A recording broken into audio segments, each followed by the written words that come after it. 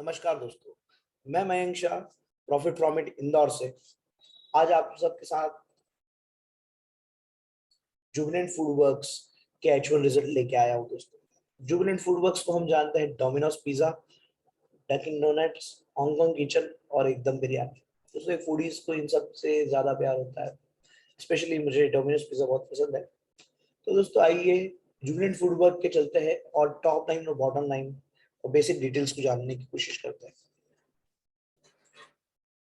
दोस्तों Jubilant food work की आज मार्केट कैप देखें तो 48,000 करोड़ के करीब करीब है। सेल्स देखें तो 3400 करोड़ के करीब सेल्स है। 3700 रुपीज प्राइस है। प्रॉफिट देखें तो बात करो मात्र 230 करोड़ से। दोस्तों यहाँ से एक बात हमें निकल के आती है कि जुबिलेंट फूड वर्क एक स्मॉल कैप कंपनी है दोस्तों, जिसकी 50,000 से कम मार्केट कैप है, 4,000 से कम धंधा है और 300 करोड़ से तो कम इसका प्रॉफिटेबिलिटी है। तो दोस्तों आइए देखते हैं ये स्मॉल कैप अपनी इंडस्ट्री में किस तरह है, इसकी इंडस्ट्री कौन सी है और कहाँ स्टैंड करता है अपनी इंडस्ट्री में। तो दोस्तों जुबिलेंट फूड वर्क जो है एक रेस्टोरेंट इंडस्ट्री से बिलोंग कर रहा है, एक फूड चेन इंडस्ट्री है दोस्तों ये। तो देखते हैं कि यहाँ पे ये लीडरशिप रखता है या नहीं। रेस्टोरेंट में अगर मार्केट कैप वाइज देखा जाए दोस्तों तो 50,000 करोड़ के करीब करीब मार्केट शेयर रखते हुए भी ये 58% का मार्केट शेयर रख रहा है दोस्तों मार्केट कैपिटल के अंदर। दिव्यानी इंटरनेशनल जो अभी रिसेंटली लिस्टेड हुआ है वो 17% का मार्केट शेयर रख रही है दोस्तों। इसमें आप ब्रांड्स देख सकते हो जैसे KFC हो गया, इस तरह के ब्रांड्स हमें यहाँ मिलेंगे, पिज्जा हट, वेस्ट लाइफ। दोस्तों वेस्ट लाइफ को आप मैकडोनल्ड्स के नाम से भी समझ सकते हो, मैकडी, वहां पे उसका मार्केट शेयर है 10% दोस्तों। बर्गर किंग 7% और बारबेक्यू नेशंस दोस्तों 5%। तो दोस्तों यहाँ से एक बात हमें समझ में आ रही है कि मार्केट कैपिटल वाइज ये जो इंडस्ट्री है बहुत छोटी है दोस्तों। आइए दोस्तों सेल्स वाइज चलते हैं। सेल्स में भी सेम हमें कुछ दिख रहा है दोस्तों। 3400 करोड़ का सेल्स के साथ साथ 58% की मार्केट शेयर रख रहा है दोस्तों जुबिलेंट फूड वर्क दोस्तों। दिव्यानी इंटरनेशनल जो रिसेंटली लिस्टेड है वो 1200 करोड़ करीब का सेल्स कर रही है दोस्तों और 20% का मार्केट शेयर होल्ड कर रही है। बारबेक्यू नेशन वहीं पे 10% का, बर्गर किंग 8% 9% के बीच में रख रही है दोस्तों। दोस्तों यहाँ से एक चीज पता हमें चल रही है कि इंडस्ट्री बहुत छोटी है दोस्तों। छोटी कहने का मतलब दोस्तों ये इमर्जिंग इंडस्ट्री है जिसमें हाई पोटेंशियल हो सकता है। और एक इमर्जिंग इंडस्ट्री, एक बहुत छोटी इंडस्ट्री, एक स्मॉल इंडस्ट्री है दोस्तों। दोस्तों यहाँ पे हम इस इंडस्ट्री की प्रॉफिटेबिलिटी देखें उससे पहले दोस्तों मैं आप सबको बताना चाहूंगा कि 2021 के हिसाब से ये अकॉर्डिंग लिए हुए रिजल्ट्स है दोस्तों। यहाँ पे हमें जो एक पॉइंट रहेगा दोस्तों कि 2021 से कोविड से इफेक्टेड ईयर था, जहां पर रेस्टोरेंट इंडस्ट्रीज हाईली इफेक्टेड रही है दोस्तों। कोविड के दौरान सारी रेस्टोरेंट्स काफी लंबे समय तक बंद रहे थे, आखिरी में इनको मौका मिला था ओपनिंग का और सर्विसिंग का दोस्तों। फिर भी वहां पे हम जैसे देख सकते हैं कि सारी की सारी इंडस्ट्रीज एक्सेप्ट जुबिलेंट फूड सब लॉसेस कर रही है दोस्तों। बर्गर किंग ने तो 174 करोड़ का लॉस किया है दोस्तों और जुबिलेंट फूड उसके अपोजिट बिल्कुल लीडरशिप क्वालिटी प्रेजेंट करते हुए 230 करोड़ का उसने प्रॉफिट किया है दोस्तों पिछले साल। दोस्तों यहाँ पे हम जुबिलेंट फूड वर्क को सेल्स के लिए 1 स्टार दे सकते हैं, प्रॉफिट के लिए भी 1 स्टार दे सकते हैं दोस्तों। क्लियर लीडरशिप आ रही है हमारे सामने। बट क्या सिर्फ ये लीडरशिप देखकर हमारा काम हो जाएगा? नहीं, हमें यहाँ पे क्वालिटी पैरामीटर्स भी चेक करने होंगे दोस्तों। तो आइए दोस्तों क्वालिटी पैरामीटर्स चेक करते हैं जुबिलेंट फूड वर्क के और देखते हैं कि क्या ये बुरे समय में क्वालिटी मेंटेन करके रख रही है कंपनी अपने पीयर ग्रुप्स के साथ में। दोस्तों पीयर ग्रुप्स के साथ में जब हमने क्वालिटी पैरामीटर चेक करा तो हमने 3 क्वालिटी पैरामीटर चेक करना पसंद करें दोस्तों। प्रॉफिट मार्जिन देखने का बन नहीं पा रहा था क्योंकि सारी कंपनियां लॉसेस कर रही थी एक्सेप्ट जुबिलेंट, तो प्रॉफिट मार्जिन कहाँ थे बाकी सबके पास। तो दूसरे क्वालिटी पैरामीटर्स चेक किए दोस्तों हमने। एक आईसीआर लिया, एक आरओई लिया और एक डेब्ट टू इक्विटी लिया। दोस्तों ये तीनों ही इंपॉर्टेंट पैरामीटर्स है। आइए एक एक करके सारे पैरामीटर समझते हैं दोस्तों। आईसीआर दोस्तों, आईसीआर के अंदर दोस्तों फाइनेंशियल कॉस्ट आ जाती है किसी भी कंपनी के करंट फाइनेंशियल ईयर में, उसके सामने कंपनी कितना गुना प्रॉफिट जनरेट कर रही है, कि मतलब how many times of its financial cost is earning is taking at home. दोस्तों इंटरेस्ट कवरेज रेशियो कहते हैं इसे। इसमें दोस्तों एक बहुत ही इंपॉर्टेंट फैक्टर आ जाता है जिसे कहते हैं हम lease liability. Lease liability restaurant industry की एक मेजर कॉस्ट हो सकती है दोस्तों, एक मेजर फैक्टर हो सकता है जो कि इस इंडस्ट्री में इफेक्ट करता है दोस्तों। देखिए यहाँ पे हमें दिख भी रहा है कि जुबिलेंट फूड वर्क्स जो है उसका आईसीआर 2 है दोस्तों।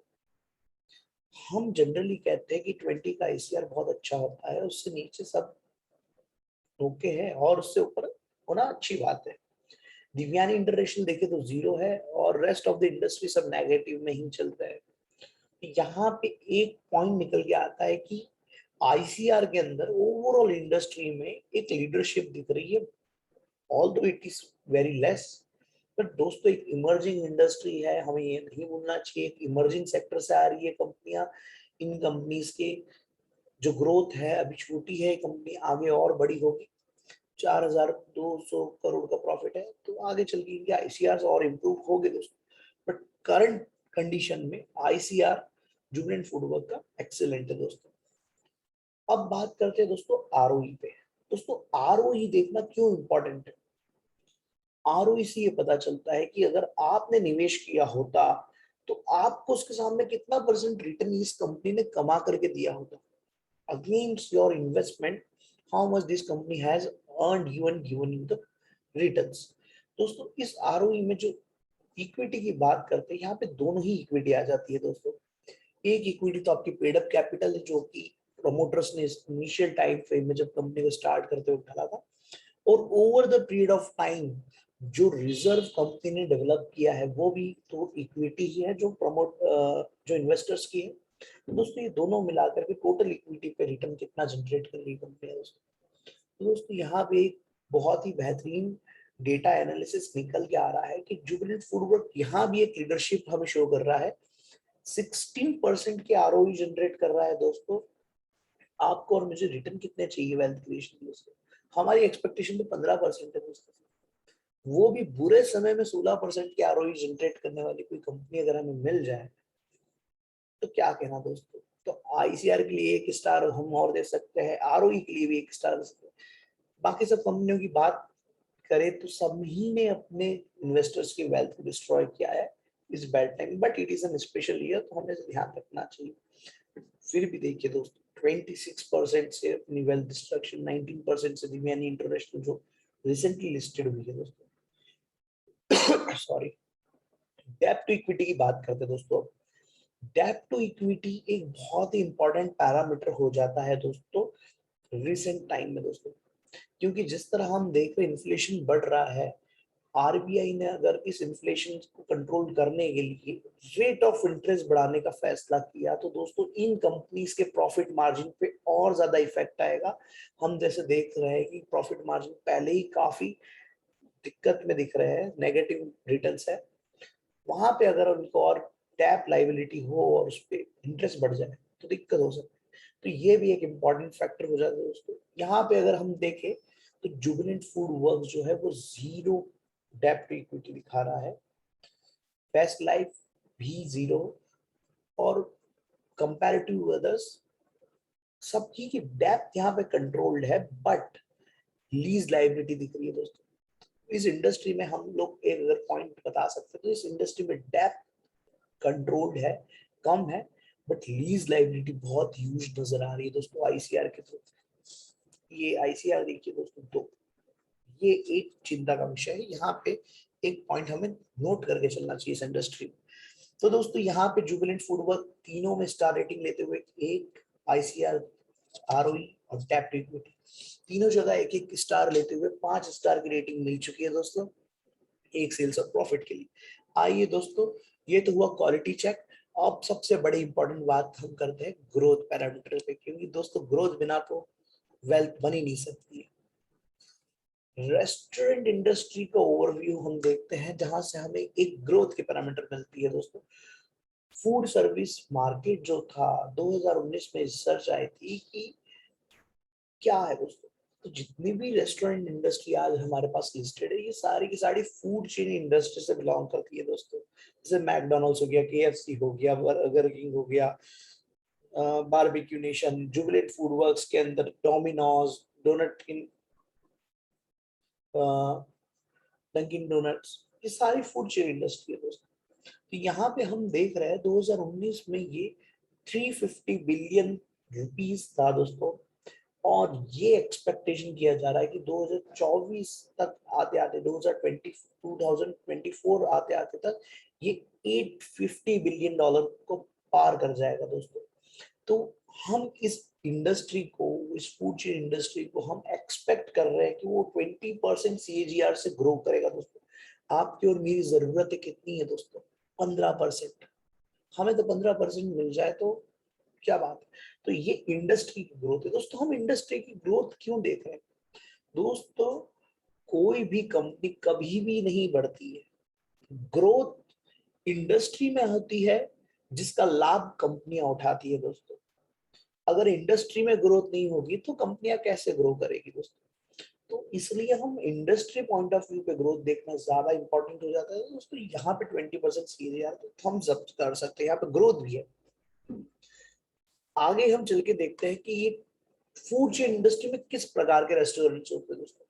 तो कई प्रकार के फूड चेन इंडस्ट्रीज हो सकती है दोस्तों, जहाँ पे कैफे हो गया, जहाँ पे कैफे कॉफी डे हमारे पास एक लिस्टेड कंपनी है, स्टारबक्स एक वेल नोन इंटरनेशनल प्लेयर है। क्विक सर्विस रेस्टोरेंट दोस्तों, यहाँ पे वो मोमोज अपनी इंडियन कंपनी है, जंबो किंग, बर्गर सिंह। यहाँ पे दोस्तों हमारे पास काफी सारी कंपनियां इंटरनेशनल प्लेयर्स में जैसे है। मैकडोनल्ड्स हमें वेस्ट लाइफ के रूप में मिल जाता है, डोमिनोज हमें जुबिलेंट फूड वर्क के थ्रू मिल जाता है, Subway is not listed right now for us, but KFC हमें मिल जाता है, दिव्यानी इंटरनेशनल, बर्गर किंग तो है ही हमारे पास लिस्टेड दोस्तों। आइसक्रीम्स में भी हमारे पास हैमओवर और क्वालिटी वॉल्स, इन तरह के हमारे पास प्लेयर्स है, but they are not listed yet. Casual dining restaurants में हम बात करें दोस्तों, बारबेक्यू नेशन एक इंडियन रेस्टोरेंट है दोस्तों। इस सेक्टर की ये जो कंपनियां हैं ये भी 9% से ग्रो कर रही है दोस्तों। क्विक सर्विस रेस्टोरेंट और फास्ट वे में ग्रो कर रहा है, 15-16% से ग्रो कर रहा है दोस्तों। ओवरऑल इंडस्ट्री में काफी अच्छा हम एक ग्रोथ देख रहे हैं, जैसे हमने देखा था। फाइन डाइनिंग रेस्टोरेंट्स की बात करें दोस्तों तो यहाँ भी है। पब्स में बात करें तो 10 डाउनिंग स्ट्रीट एक इंडियन प्लेयर है, हार्ड रॉक एक इंटरनेशनल प्लेयर है। तो दोस्तों यहाँ पे हमने बात करी इसकी। अब बात करते हैं सबसे बड़ी जो हमारे आज प्लेयर्स है, वो है क्विक सर्विस रेस्टोरेंट। तो आइए दोस्तों इन रेस्टोरेंट्स की हम कंपैरिजन करते हैं और देखते हैं कि कितने आउटलेट्स है और कितना अंडर पेनिट्रेशन है हमारे पास, जुबिलेंट फूडवर्क कहाँ स्टैंड करता है दोस्तों। तो दोस्तों ये 2020 के करीब लिए हुए डेटा है मेरे पास, जहां पे मैं ये देख रहा हूँ कि फूड लार्जेस्ट आउटलेट चेन देखने की कोशिश करें। दोस्तों मैं हैरान हो गया कि सबवे के पास सबसे ज्यादा आउटलेट्स है, 41,000 से ज्यादा आउटलेट्स है इसके पास दोस्तों। और वहीं पे डोमिनोज की बात करें 17,000 के करीब करीब आउटलेट्स। बट ये भी बहुत अच्छी बात है दोस्तों कि देखिए अभी यहाँ से यहाँ तक पहुंचने की डोमिनोज की जर्नी अभी बाकी है। तो दोस्तों जुबिलेंट फूड वर्क में एक प्रकार का ग्रोथ इस लेवल पे भी बाकी है दोस्तों। तो हम आगे और देख सकते हैं दोस्तों, जो बेसिक पैरामीटर्स हमें किसी भी कंपनी में चाहिए वो दो तो हमें मिल गए दोस्तों। हमने क्वालिटी देख ली, 5 स्टार रेटिंग मिल गई वहां पे जुबिलेंट को, ग्रोथ भी देख लिया, इंडस्ट्री का ग्रोथ भी है दोस्तों, तो दोनों थम्स अप हो गए। अब हमारी बात आती है कंसिस्टेंसी की दोस्तों। कंसिस्टेंसी तो होता है बिहेवियर देख करके दोस्तों। अगर आपका इतिहास अच्छा है तो आपका भविष्य भी अच्छा होगा। तो आइए दोस्तों इसकी आदतें देखते हैं जुबिलेंट फूडवर्क की, और फिर निवेश का फैसला करेंगे क्या यहाँ पे हम कर सकते हैं, रिलाई कर सकते हैं। तो आइए दोस्तों हिस्ट्री पे बात करते हैं दोस्तों। सेल्स हिस्ट्री की बात करें तो देखिए दोस्तों, मैंने 2009 से डेटा एक्वायर किया है, जहां पे मैं देख रहा था कि 2009 में 280 करोड़ के करीब करीब सेल्स कर रही थी कंपनी, और आज 2021 में आते आते 300 करोड़ के करीब करीब सेल्स कर रही है दोस्तों। ये 4,000 करोड़ तक पिछले साल गई थी दोस्तों, बट स्टिल अभी कोविड की वजह से डाउन आया था। तो फिर भी देखिए दोस्तों, काफी अच्छा मैनेज किया है कंपनी ने और अच्छा सेल्स मेंटेन किया है। 3300 करोड़ का सेल्स दोस्तों, ये भी 11 गुना सेल्स हो गई है और 12 साल के अंदर ये सेल्स आई है 23% कगार से दोस्तों। आपकी और मेरी एक्सपेक्टेशन तो बहुत ही कम है इसके मुकाबले। तो दोस्तों सेल्स में तो कंपनी जो ग्रोथ है, जिसे हम हॉरिजॉन्टल ग्रोथ कहते हैं, ये काफी अच्छी है। कोविड एक स्पेशल अफेक्टेड ईयर है, तो दोस्तों यहाँ पे हम सोच सकते हैं। बट अगर हम प्रॉफिटेबिलिटी की बात करें, तो प्रॉफिट मतलब ग्रोथ की बात करें, तो 20% कगार से हम आने वाले 10 सालों में और देखेंगे। आइए दोस्तों, ये तो इस सेल्स की बात। अब प्रॉफिट की हिस्ट्री देखते हैं और जानते हैं कि इस कंपनी में कंसिस्टेंसी कैसी है। दोस्तों 2009 में 7,000 करोड़ का प्रॉफिट करने वाली कंपनी आज 230 करोड़ का प्रॉफिट कर रही है दोस्तों। दोस्तों 2009 में इतना ही सेल्स करती थी, आज 2021 में उतना प्रॉफिट ले जा रही है घर पे। दोस्तों यहाँ पे एक थम्स अप देना चाहिए कंपनी को कि देखिए, यही होता है एक वेल्थ क्रिएटर में। पर डेफिनेटली जैसे हम देख सकते हैं कि ये 33x बड़ा है 34 कगार से पिछले लास्ट 12 साल में। एक और गजब की बात है दोस्तों, थम्स अप करना चाहिए कि कंपनी ने कभी लॉस नहीं किया है। Yes, profits are volatile, profit consistent way में बढ़ नहीं रहे दोस्तों, ये एक रहेगा। तो कंपनी के प्राइस में भी काफी वॉलेटिलिटी हमें देखने मिलेगी यहाँ पे। बट हम ये जान सकते हैं कि यहाँ पे कंपनी ओवरऑल अप ट्रेंड में ही रहेगी दोस्तों। आइए दोस्तों, अब बात करते हैं इसके रिजर्व्स की, कि एक इन्वेस्टर का पैसा ये लोग किस तरह बढ़ा रहे हैं, इनके रिजर्व्स की क्या हालत है। आइए दोस्तों वहां भी देखते हैं। 2009 में 40,000 करोड़ के करीब रिजर्व था इनका दोस्तों। आज कितना है दोस्तों? 1,300 करोड़ के करीब करीब आज इनका रिजर्व है दोस्तों। तो दोस्तों देखिए, 45 डिग्री के एंगल से अगर हम देखें तो लगातार इनके रिजर्व बढ़ते ही चले गए, साल दर साल इनके रिजर्व बढ़ते चले गए दोस्तों। यहाँ 2020 में 990 करोड़ से यहाँ 1,300 करोड़, ये जो जंप है, ये भी एक मैं आपको इंटरेस्टिंग फैक्ट बताना चाहूंगा यहाँ पे, कि इस कंपनी ने अपने 100 रेस्टोरेंट्स, 100 आउटलेट्स क्लोज कर दिए थे 2020 में। फैसला लिया था कंपनी ने 2021 में कि हमें ये 100 आउटलेट्स क्लोज करना है। उसमें ये क्लोज क्यों किया जाता है? क्योंकि यहाँ पे एक लीज लायबिलिटी, अगर आपका आउटलेट आपको रेवेन्यू जनरेट करके नहीं दे रहा, आपको एक्सपेंसेस तो दोस्तों फिक्स हो जाते हैं, रेवेन्यू उसके सामने अगर आ नहीं रहा है, जनरेट नहीं हो रहा है, ग्रो नहीं हो रहा है, तो कंपनी एक बर्डन होता है जिस कंपनी ने रिलीज किया। ये एक बहुत अच्छा स्टेप है इस तरह की इंडस्ट्री के लिए। यहाँ पे हम देख रहे हैं कि यहाँ पे रिजर्व बढ़िया तरीके से बढ़ रहे हैं दोस्तों। यहाँ पे हम कह सकते हैं कि देखिए, अगर आप 2009 में आपने निवेश किया होता तो आपका आज आपका रिजर्व बढ़ के इतना हो गया होता, जहाँ पे 40,000। तो दोस्तों ये भी एक प्रॉफिटेबिलिटी है, इसी वजह से यहाँ प्राइस में बूम होता है। तो डेफिनेटली यहाँ पे हम कह सकते हैं कि हिस्ट्री भी क्लियर है और बेहतरीन हिस्ट्री है दोस्तों। आइए दोस्तों आगे चलते हैं, करंट ट्रेंड की बात करते हैं दोस्तों। करंट ट्रेंड में अगर बात करें दोस्तों, तो सेल्स का ट्रेंड देखते हैं। लास्ट 9 मंथ में जो रिजल्ट्स आए थे, वहां पे -24% से सेल्स डाउन थे। साल खत्म होते होते तक इस कंपनी ने मैनेज कर लिया अपने सेल्स को मात्र और मात्र 16% से डाउन। बट Q1 आते आते दोस्तों, यहाँ पे हमें एक ह्यूज जंप दिख रही है 130% की दोस्तों। यहाँ पे मैं आप सबको एक चीज पे फोकस करवाना चाहूंगा, एक चीज बताना चाहूंगा कि पिछले साल Q1 में दोस्तों ऑलमोस्ट हम लॉकडाउन में थे। ऑलमोस्ट पूरा टाइम पीरियड हमारा जो लॉकडाउन में था, रेस्टोरेंट्स की धंधे तो बिल्कुल हाईली अफेक्टेड थे दोस्तों। वहां पे था ही नहीं, बिजनेस ही नहीं था, जीरो बिजनेस लगभग लगभग था। उसके सामने अगर देखें तो सेल्स में ग्रोथ इस तरह से आना हम समझते। H1 के आते आते तो दोस्तों ये हुआ कि जो सेल्स है वो 67% से आ गए, क्योंकि दोस्तों सेकंड क्वार्टर में हमारे पास ये इंडस्ट्रीज ओपन हो गई थी, कुछ सेल्स आने लग गया था दोस्तों, यहाँ पे देखिए वो इसका इफेक्ट आया है, but it is also very good. But हम ये देख रहे हैं कि साल खत्म होने तक मेरी अपेक्षा ये है कि 30% से इसकी सेल्स ग्रोथ आनी चाहिए दोस्तों, जो कि हेल्दी और सस्टेनेबल सेल्स ग्रोथ हम एक्सपेक्ट करके चल रहे हैं दोस्तों। उसी तरीके से अगर हम मार्जिन देखें दोस्तों, क्योंकि यहाँ वॉलेटिलिटी बहुत थी, तो मार्जिन देखें दोस्तों तो पिछले लास्ट 9 मंथ में इनके जो प्रॉफिट मार्जिन थे वो 10% थे दोस्तों।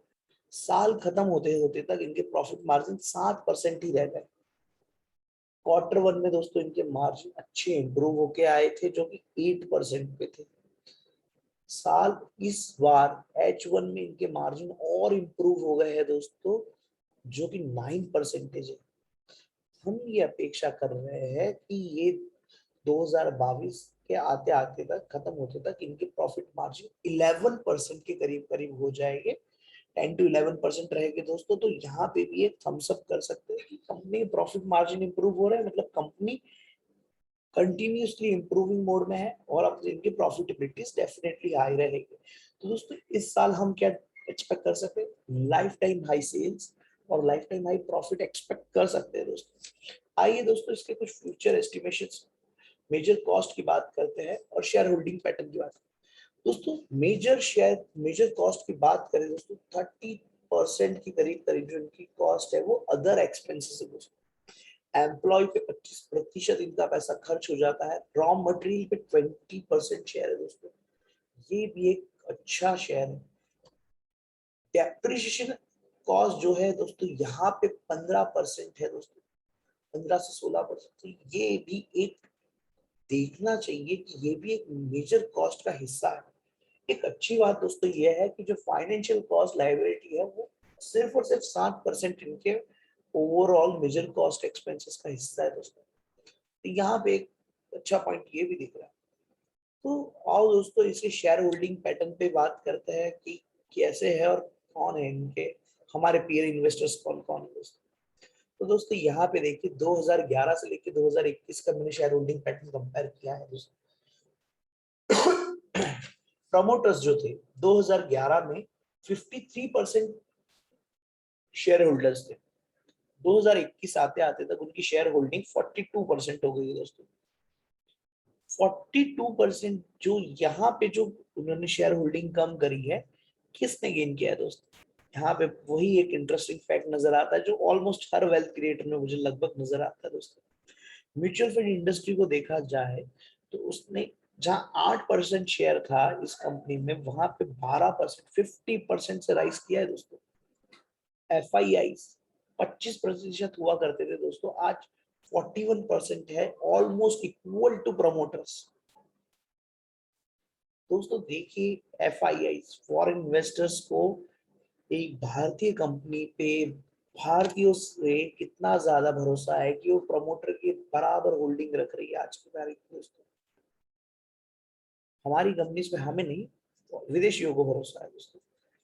वहीं पे रिटेलर इन्वेस्टर्स की बात करी जाए दोस्तों तो आप देख के शॉक हो जाएंगे कि ऐसे वेल्थ क्रिएटर से लगभग रिटेलर्स निकल जाते हैं। इसलिए कहते हैं कि रिटेलर्स ट्रैप हो जाते हैं दोस्तों, शेयर बाजार फिर गलत है दोस्तों। हम अगर ऐसे वेल्थ क्रिएटर्स पे जहाँ क्वालिटी अच्छी है, जहाँ ग्रोथ अच्छी है, वहां इन्वेस्ट नहीं करेंगे तो फिर कैसे चलेगा दोस्तों? ये बदलना चाहिए दोस्तों हमें। रिटेल इन्वेस्टर की बात करी जाए तो 5% से 2.5% के करीब करीब आ गया दोस्तों। तो ये एक चीज हम देख सकते हैं। आगे चल के देखते हैं दोस्तों इसके फ्यूचर एस्टिमेट्स की तरफ बात करते हैं दोस्तों। तो 2022 तक आते आते ये साल खत्म होते तक हम 4300 करोड़ की करीब सेल्स देखेंगे दोस्तों, जो कि एक लाइफ टाइम हाई सेल्स होगा दोस्तों। अब तक जुबलेंट का सबसे ज्यादा सेल्स नहीं हुआ, तो ये लाइफ टाइम हाई सेल्स होगा दोस्तों इनका इस साल। 2030 में 18,000 करोड़ के करीब हम सेल्स देख लेंगे और 2035 आते आते हम 40,000 करोड़ के ऊपर इनका सेल्स देख रहे हैं दोस्तों। एक्सपेक्टेशन से दोस्तों ये हमारी प्रॉफिटेबिलिटी की बात करी जाए तो इस साल के एंड होते तक हम 450 करोड़ के करीब करीब प्रॉफिटेबिलिटी देख लेंगे। तो यहाँ पे प्रॉफिट्स भी लाइफ टाइम हाई आने वाले हैं दोस्तों। 2030 में 2,000 करोड़ और 2035 आते आते तक 5,000 करोड़ के करीब वेरी प्रॉफिटेबल। दोस्तों यहाँ पे वापस मैं आपको वही एक पॉइंट बताना चाहूंगा, आज इस साल जो हम इसकी सेल्स एक्सपेक्ट कर रहे हैं 2035 में, उससे ज्यादा तो हम इसका प्रॉफिट एक्सपेक्ट कर रहे हैं दोस्तों। तो दोस्तों देखिए यहाँ इसी ही कहते हैं वेल्थ क्रिएशन की नजर आना, एक ग्रोथ नजर आना। प्राइस एस्टिमेशन की बात करें दोस्तों तो 2600 से 2700 के करीब ही हम इसकी जो प्राइस है वो एक्सपेक्ट कर रहे हैं। फेयर एस्टिमेशन से दोस्तों, व्हाट इज फेयर प्राइस दोस्तों, ये ज्यादा महंगा है ना ज्यादा सस्ता है, ये बीच की एक ऐसी प्राइस है जहां पे अगर किसी भी इन्वेस्टर को हमें मिलता है तो हमें डेफिनेटली एक्यूमुलेशंस करना चाहिए अच्छे, क्योंकि यहाँ पे हमारी यील्ड बहुत अच्छी हो जाएगी। इस प्राइस पे अगर हमें शेयर मिलता है और हम इसे बाय करते हैं तो हमारी यील्ड बहुत अच्छी सुंदर बढ़ने का चांस है दोस्तों। यहाँ पे अगर हम बात करें तो 2035 आते आते तक हम 28,000 कीमत देख सकते हैं इस शेयर की दोस्तों। बहुत ज्यादा लग रही है बट डेफिनेटली दोस्तों ये हो सकता है, और हम देखें कैसे होता हुआ। आगे बात करते हैं हम कुछ H1 के की रीजंस, की पॉइंट्स की बात कर लेना जरूरी है दोस्तों। यहाँ से H1 में कंपनी क्या हमें कहना चाह रही है दोस्तों। कंपनी ने अपना पूरा गेम प्लान बदल दिया है दोस्तों। कंपनी ने अपना गोल और फोकस बदला है, शिफ्ट किया है। कंपनी का नया मूल मंत्र है multi brand multi country business चाहिए कंपनी को। एक कंट्री से नहीं चाहती है ये, और एक ब्रांड्स पे डिपेंडेंट नहीं रहना, तो मल्टीपल ब्रांड डेवलप कर रही है, मल्टीपल कंट्रीज, और with the help of technology दोस्तों। टेक्नोलॉजी से दोस्तों किसी भी इंडस्ट्री की जो कॉस्ट होती है वो कम हो जाती है और प्रॉफिटेबिलिटी बढ़ती है दोस्तों। कंपनी ने ऑर्गेनिक एंड इनऑर्गेनिक दोनों ग्रोथ पे फोकस कर रही है दोस्तों। अपना स्टैक बढ़ाती जा रही है। बांग्लादेश की जो कंपनियां हैं, जो फ्रेंचाइजी है, वहां पे अपने स्टैक बढ़ाया है 2 कंपनियों में। श्रीलंका में भी इनका इसी तरीके से मोमेंटम है दोस्तों। डिलीवरी और टेक अवे एक नया ट्रेंड आया है दोस्तों। कोविड के बाद हमने जो देखा है कि डिलीवरीज और टेक अवे का एक ट्रेंड आ गया है दोस्तों। यहाँ पे भी ह्यूज ग्रोथ देखी गई है दोस्तों पिछले साल के मुकाबले।